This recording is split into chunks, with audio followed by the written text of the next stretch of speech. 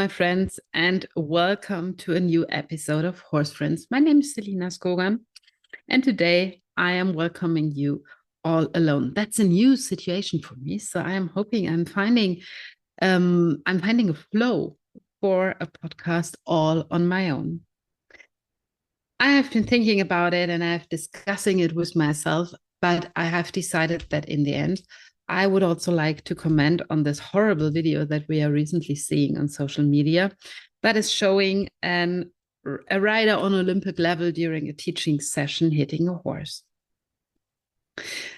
Why do I feel that I need to comment on it? Naja, if you're thinking that everything was said already, that is, nearly true.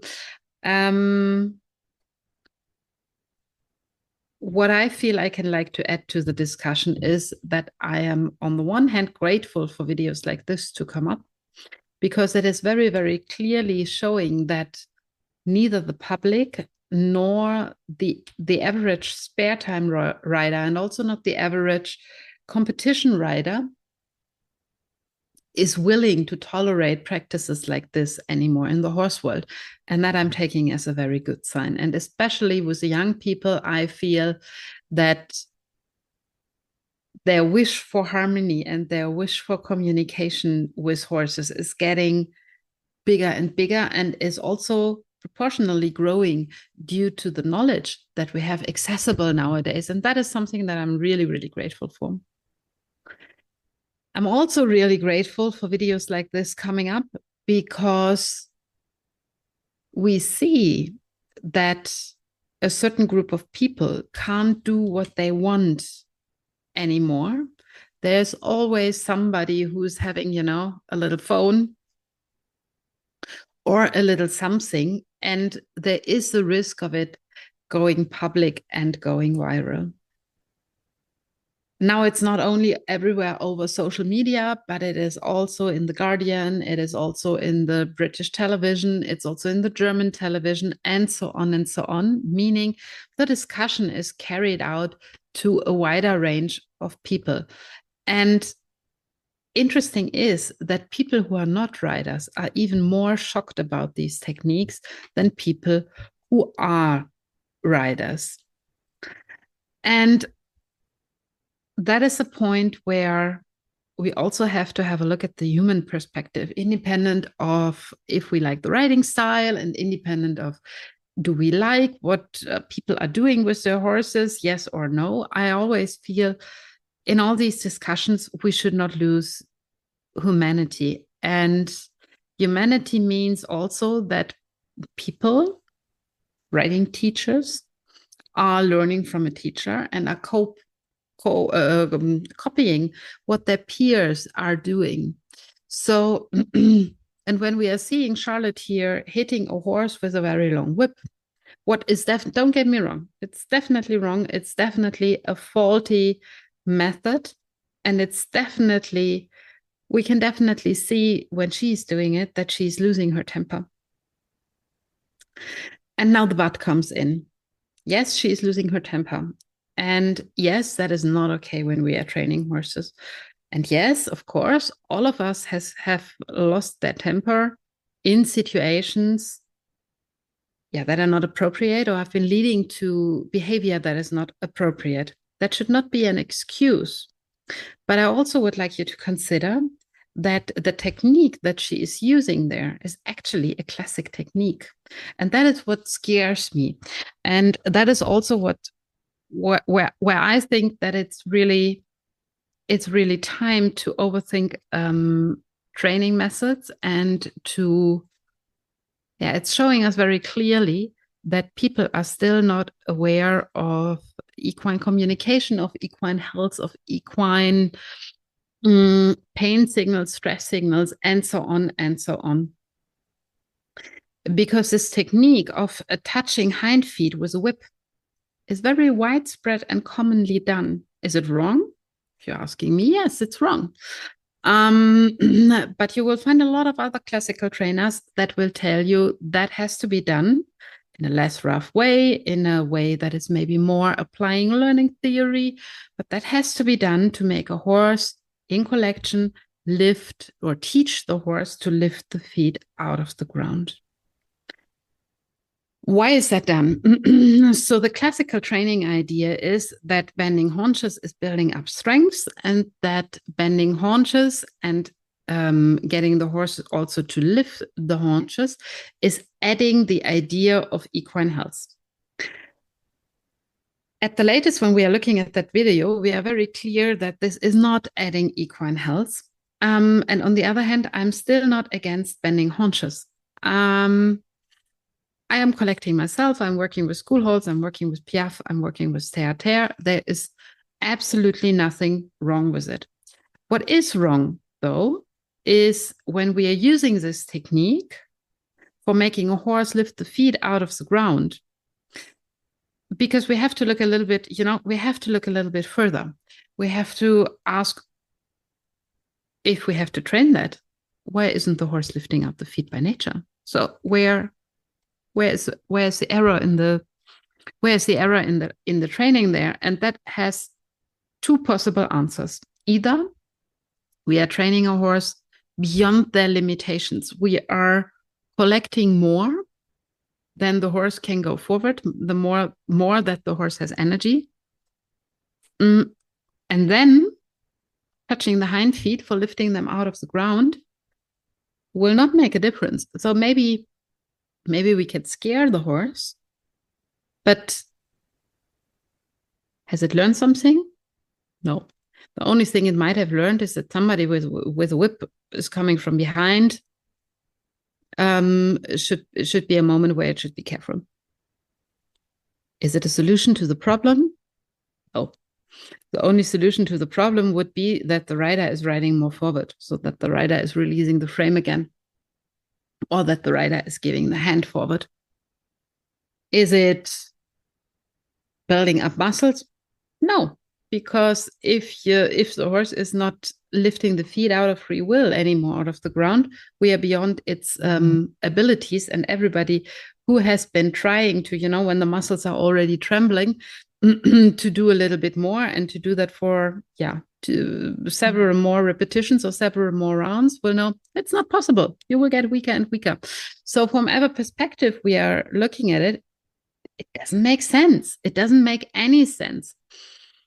Even not if we are using the whip much more sensible than it was done there, even not if we are using the whip as, an index finger. It's often advocated that the whip is an index finger, and I'm also using the whip as an index finger, but that just helps us if we want to show something to the horse within its abilities, not beyond its abilities. I think that is a very, very important factor that we need to understand.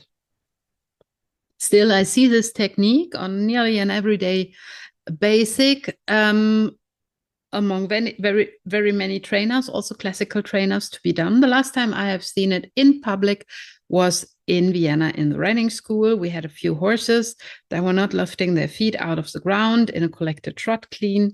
And then eventually the trainer was walking next to the horse with a very long whip, and we're making tuck, tuck, tuck. And for a couple of steps, it worked. And the moment the trainer stopped touching the horse with the whip, there it was done politely, but still, the horse fell back into the old pattern. Also, because, as I just said, it's not possible to change that, because the failure is somewhere else in the system. The failure is in maybe a hand that is holding too much, compressing the spine. The failure is in working beyond limitations. The failure is in a too narrow frame. The failure is in too little strength and too little preparation. Fill in the blank. There are so many possible mistakes, but the solution is never making the horse lift the hind leg more with a mechanical stimuli. The other reason why horses don't lift the hind feet on free will out of the ground is very simple, and that is pain. And pain means the horse is lame in one way or the other. It's showing a lameness. It's showing something, a more or less subtle lameness. And also here, and then the horse is going into a hypercompensation, so into a compensatory movement or into a compensatory posture. And one of these compensatory postures is to drag the hind feet or to not lift them, to keep the joint stiff. Usually the joint that is hurting is kept stiff, or the leg that is hurting is kept stiff, and then you see the toe dragging in behind. So I'm asking you here, is the touching of the whip then appropriate? So will it help? Will it help however politely we are, however nicely we are working on the stimuli, however much we are applying learning theory for, what you can do? We can apply learning theory for teaching the horse. If I'm pointing at this, please lift it up. But will it help? Will it change the cause? Of course not. If the horse is lame, if the horse is protecting a joint due to pain, making it lift that hind leg more will not make the pain disappear. It will just move the gait abnormality. So the gait abnormality will then come in a different pattern, right? So what I'm saying here is, yes, what she's doing in this moment is wrong, but let's take that also as a chance to overthink the practice of using a whip on the horse's hind legs, however polite we are doing it, for making it lift or bend the haunches more, and think about, why is the horse not lifting the hind legs out of free will?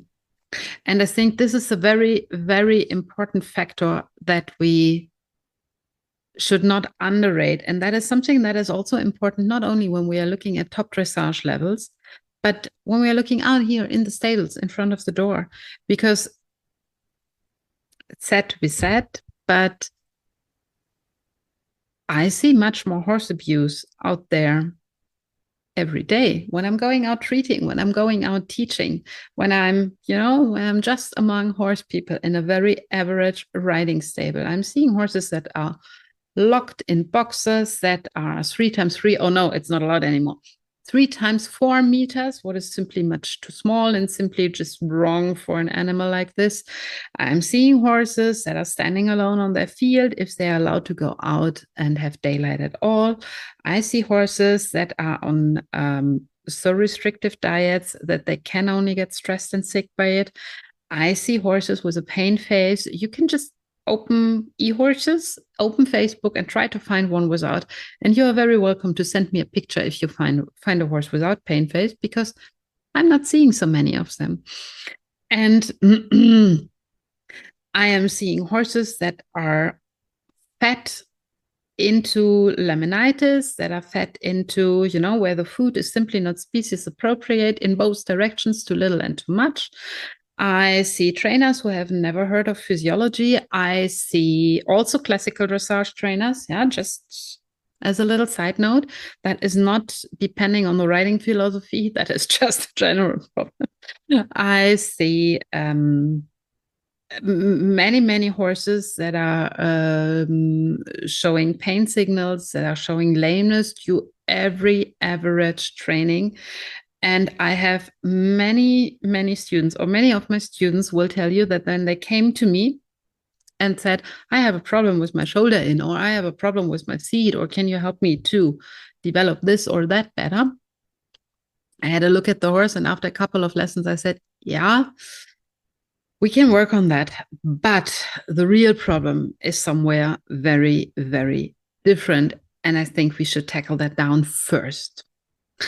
And of course, we can't expect every trainer to, do what I'm doing and spend their whole life researching for what's new in the equine world, what has science done. But what we can expect them to do is to cooperate with a network of professionals. What we can expect trainers and riders to do is to know at least so much that they know whom to ask. What we can also expect trainers, riders, also physiotherapists, also veterinarians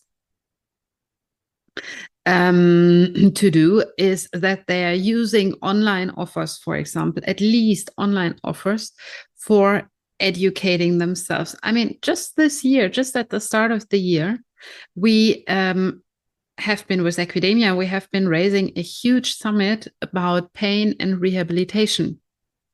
And it was mind blowing because we have been debugging a lot of myth that is out there. And still, I have, when I'm sending a student to a veterinarian, say, I would like you to have a look at that. I would like you to, I don't feel comfortable with training that. For my taste, the horse is giving too many pain signals. I still experience that we have other professionals in the industry who don't mind training the student anyway, who, if they are vet, don't even see what the problem is. Sometimes they don't even touch the horse. Sometimes they just look at it from the other side of the fence and say, the horse has nothing. And that, of course, then is opening the door for abusive techniques. And I think that's a very, very important perspective to have when we are looking at these techniques, because when we are looking again at the human factor, when we are looking again at how can it happen that we are losing our temper so much, that we are kind of getting so aggressive towards an animal, that is usually the lack of self-control, right? And fear and anger and everything that is growing then inside ourselves can be very, very powerful. It makes us lose our mind. It makes us lose our ability very often to use the prefrontal cortex first and to think about what we are doing. And how can that again happen? Apart from neuroscience, what is not our topic here, how can that happen? That usually happens when we feel not good enough, when we feel exposed to a situation that we can't handle.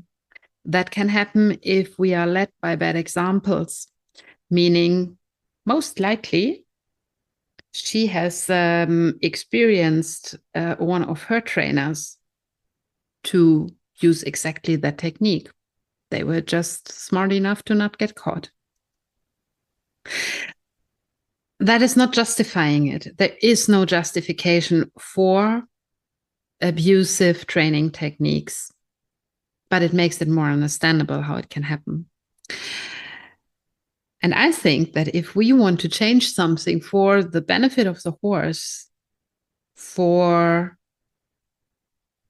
the respect of dressage also, we need to take the human factor into account, and we need to practice kindness. I mean, remember the last Olympic Games, the ones before now, where we had this poor girl who was jumping with or not jumping with this horse in her last test, and her trainer was screaming at her, whip him and hit him. Everybody was kind of, aggressively falling over her after or during the Olympic Games. And in the end, even the discipline got canceled. Yes, of course, it was horrible what we saw there, but it's also horrible to experience the pressure, the helplessness in that the human was that was leading to these actions. So my point is, I think we need to get more humanity into the sports. And also there, I experience that when I'm having students, they are very often very stressed when they start writing for me. They are very often in this mood of needing to show something, needing to prove something, needing to, pretend to be something and proving everybody how good they can deal with their oh so problematic horse. And I think that the problems are starting there. I think that if you are having a teacher, you should be able to build up a trusting relationship. And if you can't show mistakes, and if you can't in front of your teacher, who else shall help you? if you are busy with sugarcoating all the errors, all the pitfalls, all the questions that you are having because you're scared to blame yourself in front of your teacher, where's the safe environment where you can do that? On Facebook? I don't think so. On Instagram? Not so sure. How good and professional is the advice that you're getting there? And all that is leading me to the point that we as teachers, we are carrying a huge responsibility. And a part of this responsibility is to allow our students to kind of offload a part of their worries on us, and that it is a part of our responsibility to create safe environments for discussion. And it's a little bit like with having children, you know. I feel that a part of my job is also to teach my students emotion regulation, to teach them that it is okay if you have no idea how the best seat in canter is, that it is okay if you have no idea how the aids are to ask your horse for shoulder in or to make your horse trot. That's the reason why they are paying me, right? That's the reason why they are asking me for lessons. And in the reverse, I am wishing from my students that when I'm saying your horse is lame or your horse is showing a subtle lameness, let's have a look at that they don't feel personally hurt, but that we can just say, oh yeah, I haven't seen it, but good that you can see it. Then we can frame that early. And I'm wishing for cooperation from veterinarians and trainers that is going in both directions. I'm having a few rehab cases where I'm doing that very, very regularly, that I'm calling the vet hospital or calling the veterinarian that is on the case. And then we take a coffee together and half an hour together and say, okay, how shall we continue from here? What have you found in your examination? What have you spectated? Whatever I watched in my training. What has the student been telling me? So we need this at least triangle. If there's more horse professionals involved, like a hoof trimmer or like a physiotherapist or something, or a nutritionalist, we need to open that room, that we are all pulling together in one direction. And I would wish for a sport that is leading by example, that is showing that by example, and that is normalizing it, also to say, I have done a mistake. I have done a mistake here and I've learned something from that. I hope at least you have learned something from it. Because from my perspective, I would hope that then we wouldn't see scenes like that anymore, because we can much earlier say, oh, that was wrong. Maybe I need to try something else. And it has nothing to do with my qualification as a rider or as a trainer. If I can make this horse do something, if I can solve the problem. And I am asking my students, especially in the masterclass now, I'm asking them very, very often to change their perspective. Instead of looking at a case and looking at how can I make that disappear, I want them to look at the case and say, oh, this is interesting. Let's collect the information we are getting from this interesting behavior. And the interesting behavior can be everything. The interesting behavior can be the horse doesn't want to get tacked up, the horse has a problem in canter, the horse is protecting something. And then the question is always, what is the horse protecting and why does the horse need to protect that? Why did this poor horse in the video not lift the hind legs sufficiently, or why didn't it collect and bend sufficiently enough? That would be the interesting question to ask. The question is not, how often do I have to hit it with a whip, more or less politely, to make it bend the hind legs and to collect more? Yeah, that's not the question. And I would really, really, really, really wish that we have more professionals who are taking a course in gait analysis, and we have more professionals who are also seeing that just because we are saying this is a collected canter, it is still abnormal if it is a forebeat, or if it is lateralized, or if it is I don't know what, fill in the blank. Very often we can just fill in the blank because there are so many justifications out there. There's so many justifications out there why a horse is not doing something. Why we need to do this or that in training, even if we obviously see that the stress level is rising. And then it doesn't matter anymore in which discipline we are looking at.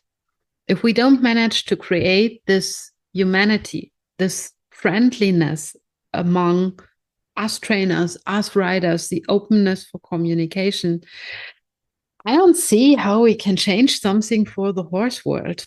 And now everybody is shouting at the FAE, and everybody is shouting at Charlotte, and everybody is, I don't know what.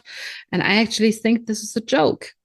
It's a joke. Go out there in front of the door, start with your own pony, and go out there and try to change something for the better. Buy a ticket for a summit, educate yourself about pain. Go out there and make a ration calculation for your horse. Go out there and learn about obesity. Go out there, learn about hidden lamenesses, and go out there and be an advocate for the horse and be an advocate for your fellow riders also in the stable. Be there for co-regulation.